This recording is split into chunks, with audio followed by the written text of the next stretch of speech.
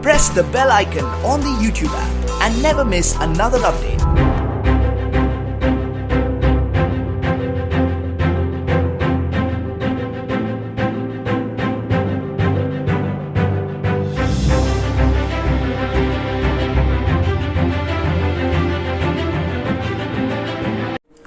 Hello दोस्तों, कैसे हैं आप लोग। आई होप आप लोग बढ़िया होंगे। तो चलिए आज हम स्टार्ट कर रहे हैं डीएलएड 2024 के लिए वीवीआई क्वेश्चन।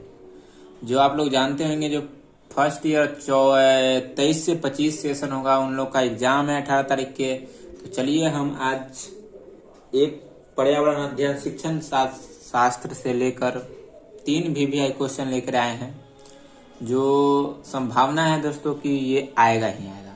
तो चलिए, क्वेश्चन है क्या, पर्यावरण अध्ययन के संदर्भ में बाह्य एवं आंतरिक गतिविधियों का संचालन में पूर्व योजना किस प्रकार सहायक है। मतलब क्वेश्चन ये कह रहा है कि देखिए, पर्यावरण अध्ययन के संदर्भ में बाहर एवं आंतरिक जो गतिविधि है उसका संचालन पूर्व मतलब पहले की योजना किस प्रकार हम करेंगे। तो चलिए स्टार्ट करते हैं। तो क्या है पर्यावरण। तो पर्यावरण पहले समझिए, पर्यावरण है क्या। पर्यावरण प्राकृतिक और मानव निर्मित परिवेश है जो पृथ्वी पर जीवन को प्रभावित और कायम रखता है। मतलब इसका कहने का मतलब ये हुआ कि पर्यावरण प्राकृतिक और मानव निर्मित परिवेश है, मतलब जो प्राकृतिक द्वारा भी है, मानव निर्मित द्वारा भी एक परिवेश है जो पृथ्वी पर जीवन को प्रभावित और कायम रखता है। पर्यावरण विभिन्न भौतिकी, रासायनिक और जैविक घटकों से बना है जो एक दूसरे के साथ और मानवीय गतिविधियों के साथ परस्पर क्रिया करते हैं। पर्यावरण सामाजिक, आर्थिक, राजनीतिक और सांस्कृतिक कारकों से भी प्रभावित है। मतलब ये बोला जा रहा है कि पर्यावरण है ना, जो समाज से भी होता है, आर्थिक से भी होता है, राजनीतिक से भी होता है और सांस्कृतिक यही कारक है जिनसे वो प्रभावित होता है। तो आगे देखिए, जो मानवीय मूल्य, दृष्टिकोण, व्यवहार और संस्थाओं को आकार देता है। ठीक है। पर्यावरण अध्ययन एक शैक्षणिक क्षेत्र है जो बहुविषयक और समग्र दृष्टिकोण से पर्यावरण और उसके मुद्दों का व्यवस्थित अध्ययन करता है। मतलब इसमें यह बोला जा रहा है कि बहु विषय मतलब हर विषय से मतलब एक दूसरे के कनेक्टेड किया हुआ है।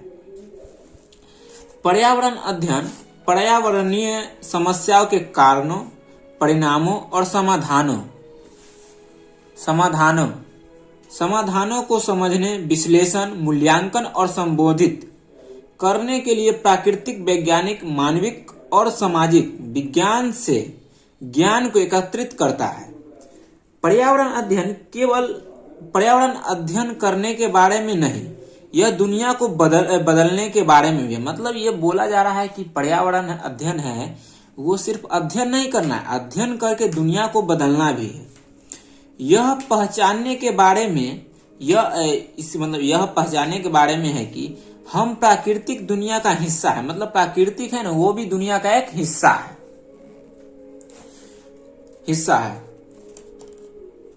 उससे अलग नहीं और उससे हमारे कार्य का ग्रह और उससे सभी निवासियों के स्वास्थ्य और कल्याण पर प्रभाव पड़ता है। ठीक है। औद्योगिकरण, शहरीकरण, जनसंख्या वृद्धि और उपभोग जैसे मानवीय गतिविधियों के पर्यावरणीय प्रभाव को जाने। चलिए और आगे देखिए, आगे क्या है। आगे देखिए, पर्यावरण अध्ययन के उद्देश्य। मतलब पर्यावरण का उद्देश्य क्या है। मतलब हम लोग अध्ययन करते हैं, किसी चीज को पढ़ते हैं तो उसके पीछे का उद्देश्य रहता है ना, क्या उद्देश्य है। हाँ, अभी आप लोग डीएलएड कर रहे होंगे तो आप लोग का उद्देश्य होगा क्या कि मतलब हाँ डीएलएड कंप्लीट हो जाएगा, सीटेट पास कर जाएंगे तो टीचर बन जाएंगे। तो चलिए, उसी प्रकार पर्यावरण अध्ययन के उद्देश्य क्या है सो आगे हम जानते हैं। तो देखिए, पर्यावरण अध्ययन का मुख्य उद्देश्य है जागरूकता पैदा करना, ज्ञान प्रदान करना, दृष्टिकोण विकसित करना, भागीदारी को प्रेरित करना और प्रकृति के साथ सद्भाव को बढ़ावा देना। मतलब ये कहा जा रहा है कि पर्यावरण का जो है ना उसका मुख्य उद्देश्य जागरूक पैदा करना। जागरूक करने का मतलब कि हाँ पेड़ को लगाना चाहिए, पेड़ को काटना नहीं चाहिए। अभी तो देखें इतना ना पेड़ उड़ कटाया जाता है जिससे वातावरण पर पूरे प्रभावित हो रहा है। इसी सब के बारे में उसको जागरूक करना है, उसके बारे में जानेगा, समझेगा क्यों इम्पोर्टेंट है पेड़, पेड़ क्यों लगाना चाहिए, उससे क्या लाभ है, ये सब के बारे में जानना चाहिए। और साथ ही साथ बोल रहा है क्या, प्रकृति के साथ सद्भाव को बढ़ावा, मतलब उसके साथ ये जो तालमेल बैठा के चलना है, ये नहीं कि मतलब समझ रहे हैं ना, ठीक है। पर्यावरण अध्ययन लोगों को पर्यावरणीय मुद्दों और चुनौतियों, मतलब देखिए पर्यावरण अध्ययन है ना, उसके जो इर्द गिर्द चुनौती के बारे में शिक्षित करने, उन्हें प्रासंगिक जानकारी और कौशल प्रदान करने, उन्हें पर्यावरण संरक्षण और सुधार के लिए कार्रवाई करने के लिए प्रोत्साहित करने और टिकाऊ और न्याय संगत उपयोग को बढ़ावा देने में मदद करता है। मतलब इसका ये कहने का मतलब हुआ कि देखिए जो पर्यावरण में चुनौती है उससे अवगत कराना है, उसके बारे में लोगों को शिक्षित करना है और शिक्षित करके उसके बारे में जानकारी को प्रदत्त करना है, कौशल प्रदान करना है, यही सब करना है, ठीक है। और आगे आइए, कुछ पॉइंट है उसके बारे में जान लीजिए। पर्यावरण अध्ययन का उद्देश्य यह भी है कि जो वस्तु का उपयोग हम अपने दैनिक जीवन में करते हैं उसके महत्व को समझना एवं उसकी संरक्षण करना, जिससे कि आने वाली पीढ़ी को भी उसका उपयोग करना पड़े। हाँ देखिए, अब ये बहुत अच्छा पॉइंट बोला गया है कि बताया जा रहा है ये कि पर्यावरण अध्ययन का ये भी उद्देश्य है कि जो वस्तु हम उपयोग कर रहे हैं अपने दैनिक जीवन में उसका महत्व को समझना एवं उसको संरक्षण करना, जिससे आने वाली भावी पीढ़ी है वो भी उसका उपयोग कर सके। जैसे अभी देखिए पानी का इतना दुरुपयोग हो रहा है, कहीं देखिए लड़का टोटी खोल दिया, नल का पानी रोड पर गिर रहा है, कोई के बाप माए कोई को मतलब नहीं, छोड़ के चल दिया अपना, बह रहा है, तो उससे क्या होगा, उससे आने वाला पीढ़ी को पानी के लिए दिक्कत का सामना करना पड़ सकता है। यही बात बोला गया है। एक शिक्षक होने के नाते हमें बच्चों को परिवेश एवं पर्यावरण को समझने के तौर तरीकों को बताना होगा। मतलब देखिए, आप अगर एक टीचर हैं, आप तो ऑलरेडी आप लोग अब टीचर बनिएगा, जब डीएलएड कर रहे हैं या बीएड कर रहे हैं तो टीचर बनिएगा ही। तो ये बताया जा रहा है कि एक शिक्षक होने के नाते सबसे पहला हम लोग का कर्तव्य यह बनता है कि बच्चों को परिवेश एवं पर्यावरण को समझने का तौर तरीका बताएं। मतलब परिवेश को समझना पड़ेगा, पर्यावरण के बारे में जानना पड़ेगा, क्या जरूरी है, क्या उसको लाभ मिला है पर्यावरण से, पर्यावरण में क्या मतलब पानी को बचाना चाहिए, पेड़ बचाना चाहिए, पेड़ को लगाना चाहिए, पेड़ काटना नहीं चाहिए, इस सब के बारे में उसको जागरूक करना है, उसको तौर तरीकों को बताना है। हाँ पानी नहीं बर्बाद करो, पानी बचाया जाता है, ठीक है। आवाज आइए, देखिए शिक्षण अधिगम विधियों का उपयोग पर्यावरण अध्ययन की कक्षा में करना चाहिए। मतलब ये आपका बोला जा रहा है कि शिक्षण अधिगम है ना, उस विधि का उपयोग पर्यावरण अध्ययन को मतलब पढ़ाने में किया जाना चाहिए, ठीक है। अब और आगे बढ़िए। एक शिक्षक को पर्यावरण अध्ययन के शिक्षण में एक से अधिक विधियों का प्रयोग करना चाहिए। मतलब ये बताया जा रहा है कि एज ए टीचर आप अगर पर्यावरण पढ़ा रहे हैं, अनेक प्रकार का विधि का उपयोग कीजिए। जैसे बच्चों को आप पेड़ के बारे में बता रहे हैं कि देखो आर्टिफिशियल पेड़ हुआ जो गमला में लगाए उसको उखाड़े, उसको दिखाए कि देखो आर्टिफिशियल है, उसमें भी जड़ है। तो बच्चा आपसे क्वेश्चन करेगा कि सर इसमें जड़ है लेकिन वो बाहर जो नेचुरली उसमें भी तो जड़ है, तो आपको उसको जड़ को तोड़ के दिखाना पड़ेगा। अगर आर्टिफिशियल है उसमें से चिपचिपा द्रव नहीं निकलेगा और जो नेचुरल है उसमें चिपचिपा द्रव निकलेगा। उससे आप बच्चे को बता सकते हैं अनेक प्रकार की गतिविधि, अनेक प्रकार की उपयोग, अनेक प्रकार के मतलब जो होता है ना उसको माध्यम से बच्चों को बता सकते हैं, ठीक है। यही बोल रहा है। और आगे देखिए, बच्चों में पर्यावरण से संबंधित कौशलों का विकास करना चाहिए।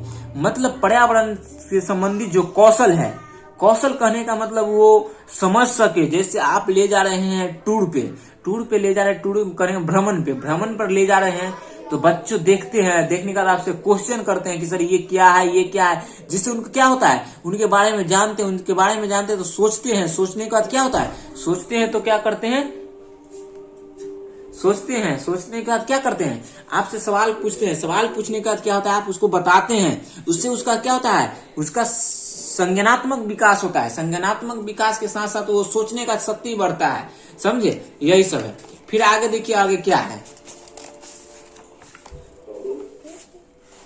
आगे बोला है कि देखिए विद्यार्थियों में चिंतन, अभिव्यक्ति, सृजनात्मक और सकारात्मक दृष्टिकोण का विकास करना है। वही बात बोल रहे हैं, यही बात बोल रहे हैं कि देखिए विद्यार्थी में क्या करना है, चिंतन, सोचने के क्षमता को विकसित करना है, अभिव्यक्ति, सृजनात्मक, कुछ किसी चीज का क्रिएट करने के लिए, और सकारात्मक दृष्टिकोण मतलब पॉजिटिव नजरिया से देखना चाहिए हर चीज को, हर चीज में पॉजिटिव ढूंढना चाहिए, ये सब नजरिया का विकास करना है। ठीक है, अब आ जाइए, बोला जा रहा है अगला क्या है कि पर्यावरण अध्ययन से संबंधित बाह्य एवं आंतरिक गतिविधियों का संचालन, मतलब अब आ जाइए कि क्या हम बाह्य और आंतरिक विधियां कर सकते हैं। तो बहुत निम्नलिखित विधियां है, देखिए हम जो बनाए हैं आप लोग देखिए। चलिए, पहला क्या है, खोज या अन्वेषण विधि। खोज या अन्वेषण विधि क्या कहता है, मतलब इसको आप समझिए, इसको आप ऐसे समझ सकते हैं, अन्वेषण यूनानी भाषा का एक शब्द है जिसका अर्थ होता है मैं खोजता हूँ। खोजता हूँ मतलब इसका क्या है, अन्वेषण एक यूनानी भाषा का शब्द है जिसका अर्थ क्या होता है, मैं खोजता हूँ या मालूम करता हूँ, मतलब उसको बारे में जानने का कोशिश करता हूँ। ठीक है, हाँ देखिए, यह शिक्षण की एक ऐसी विधि है जिसमें विद्यार्थी अनुसंधानकर्ता के रूप में कार्य करते हैं, मतलब एक रिसर्चर के रूप में काम करते हैं, किसी चीज को खोजते हैं, परखते हैं, करके सीखते हैं, यही हुआ अनुसंधानकर्ता, आई थिंक रिसर्चर, ठीक है, के रूप में कार्य करते हैं। तथा इसमें बच्चे अपने से कुछ खोज कर सीखते हैं, मतलब मानिए टूर पे जा रहे हैं, भ्रमण पे जा रहे हैं, कुछ देखते हैं, इस पत्ता को देखते हैं, उठाते हैं, कहते हैं ये पीला पत्ता है, ये हरा पत्ता है, तो क्यों है हरा पत्ता, उसको मन में जो जिज्ञासा पनपता है, क्वेश्चन पनपता है, उससे आपसे क्वेश्चन करते हैं जिससे वो कुछ सीखते हैं, यही बोला जा रहा है। ठीक है, इसमें शिक्षक बच्चों को समय समय पर दिशा निर्देश देते हैं, मतलब क्या हो रहा है, खोज अन्वेषण विधि में टीचर ना उसमें गाइड करते हैं बच्चों को, क्या करना चाहिए, देखो ये क्या है या नहीं है, उसके बारे में वो हमेशा डायरेक्शन देते रहते हैं। ठीक है, जिससे विद्यार्थी जो गलतियां करते हैं उसे उचित समय पर सुधारने में सहायता करते हैं। मतलब देखिए, जो बच्चा गलती कर रहा है, जो छोटा छोटा त्रुटि कर रहा है, उसको टीचर उनको सुधारते हैं और उसे बताते हैं कि देखो यहाँ पे ये होना चाहिए, ये सही है। ठीक है, हाँ चलिए, और आगे देखिए, जैसे जैसे कार्य तथा प्रयोग करते जाते हैं वैसे से उन्हें नवीन अर्थात नए नए ज्ञान प्राप्ति होता है। हाँ देखिए, बहुत अच्छा लाइन है, इसमें यह बताया जा रहा है कि जैसे जैसे बच्चा उस कार्य को करता है, प्रयोग करता है, अपने से करता है, तो उसमें क्या होता है, नवीन नए नए ज्ञान का प्राप्ति होता है, उनमें जिज्ञासा बनता है, वो किसी जानने के लिए उत्सुक रहते हैं, किसी काम को करने के लिए हमेशा रुचिवत काम करते हैं। ठीक है, अब आइए, इस विधि में बच्चे तथ्य या वस्तुओं के सीधे संपर्क में आकर उसके साथ स्वयं व्यवस्थित तरीके से क्रियाकलाप करके आपसी चर्चा तथा संप्रेषण के माध्यम से सीखते हैं। बिल्कुल, देखिए ये क्या बोल रहा है, ये लाइन बोल रहा है कि देखिए इस विधि में बच्चा तथ्य या वस्तुओं के सीधे संपर्क में आकर उनके साथ स्वयं व्यवस्थित तरीके से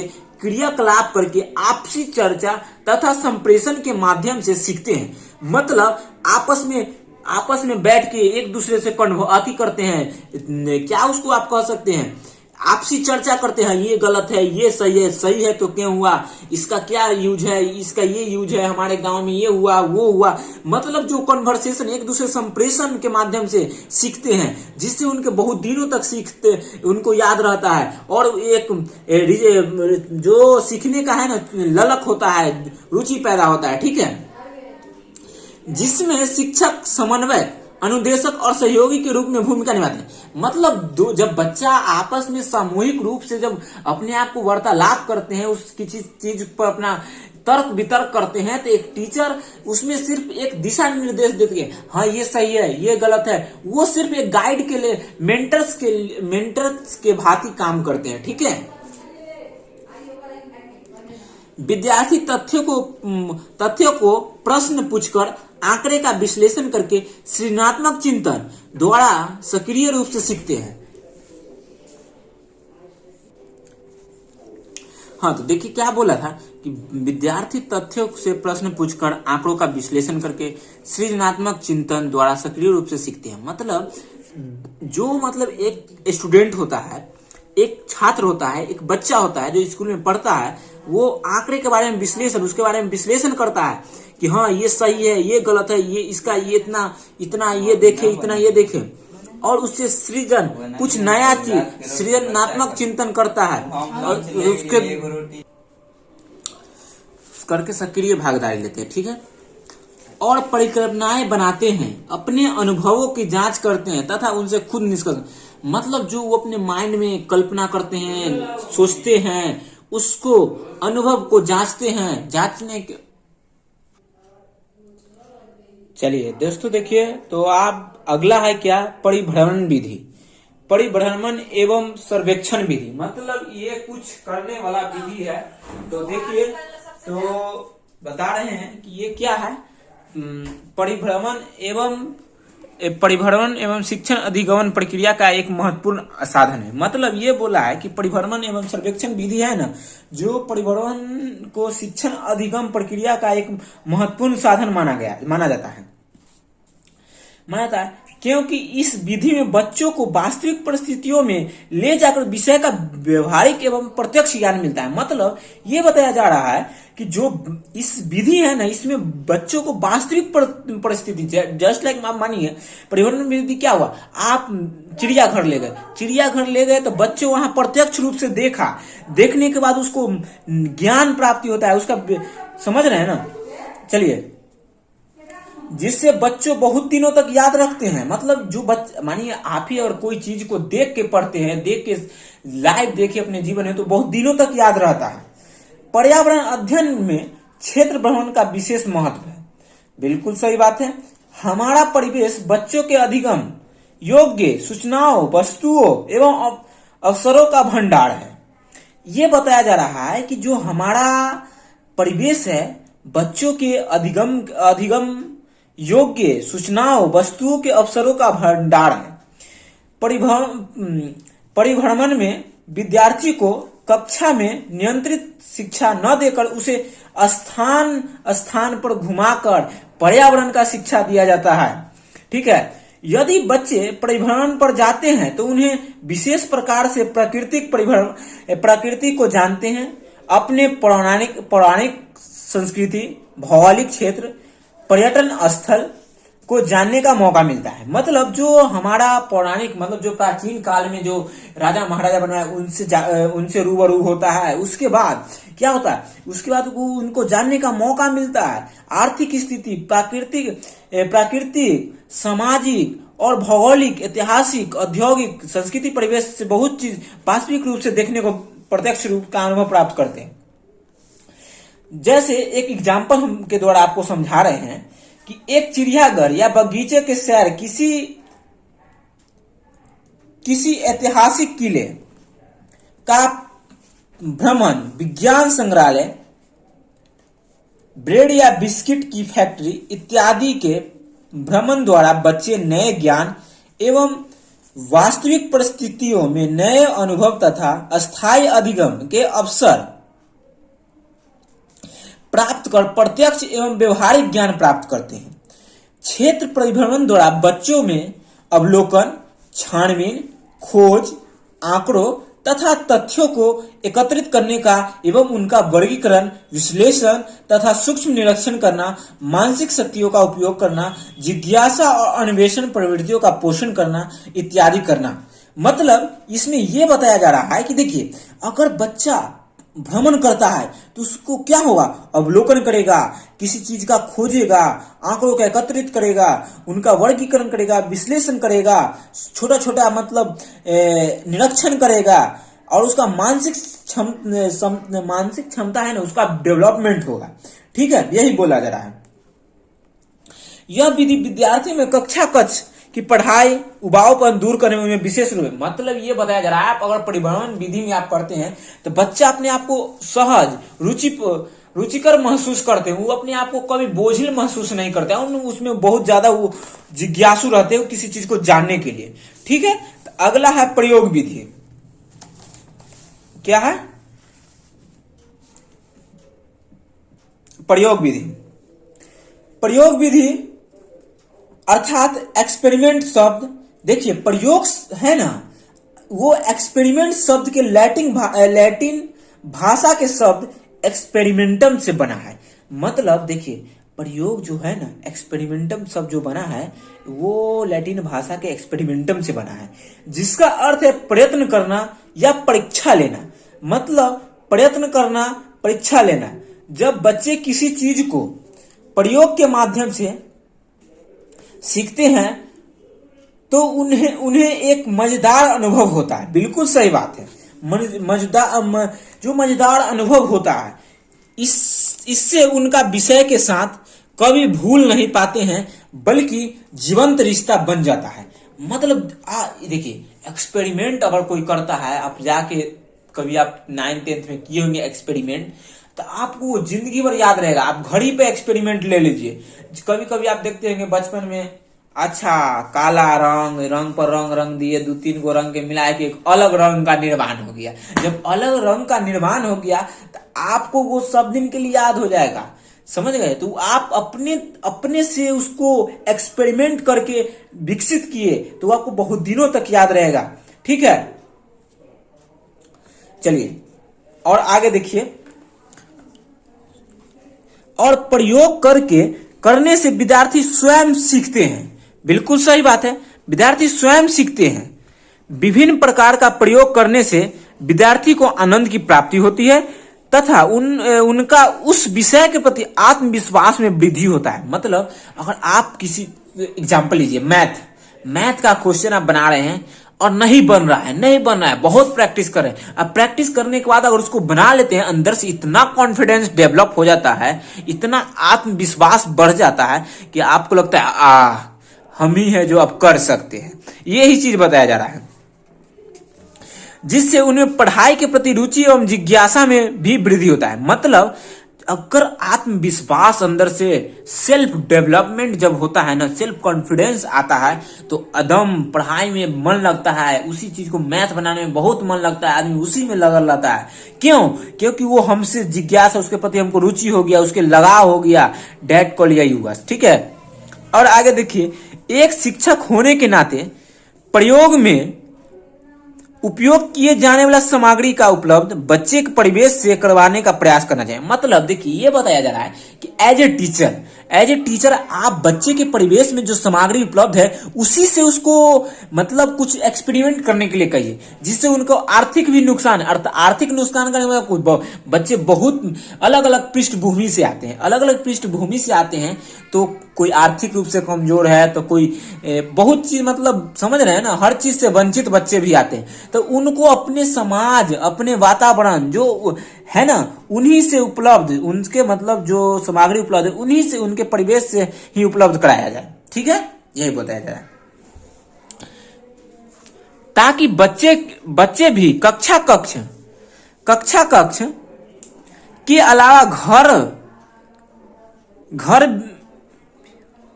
घर में भी उन सामग्रियों का प्रयोग कर सकते, ये बताया जा रहा है। उदाहरण लीजिए, आप हम उदाहरण के माध्यम से आपको हम समझाने का प्रयास कर रहे हैं। देखिए, प्लास्टिक के बोतल को बीच से काटकर नीचे वाला हिस्से का बीकर तथा ऊपर वाला हिस्सा को कीप के रूप में प्रयोग करना चाहिए। मतलब देखिए ये तो हो गया कबाड़ से जुगाड़ वाला बात। आप समझिए क्या हो रहा है कि देखिए एक बॉटल ले लीजिए, बॉटल लेने के बाद उसको काट दीजिए। काट देना है क्या है, अगर बीच से काट दिया जाता है तो निचला वाला हिस्सा होता है, क्या बन जाता है, बीकर। कहने का अर्थ थिंक उसमें आप पेड़ भी लगा सकते हैं, छोटा छोटा पौधा भी लगा सकते हैं। और जो ऊपर वाला हिस्सा है उससे क्या बनता है, कीप। कीप कहने का मतलब क्या हुआ, पेट्रोल, जिसमें उसके माध्यम से लालटेन में तेल डाला जाता है, उसी को कीप कहते हैं। ठीक है, यही हुआ। ठीक है, और आगे देखते हैं।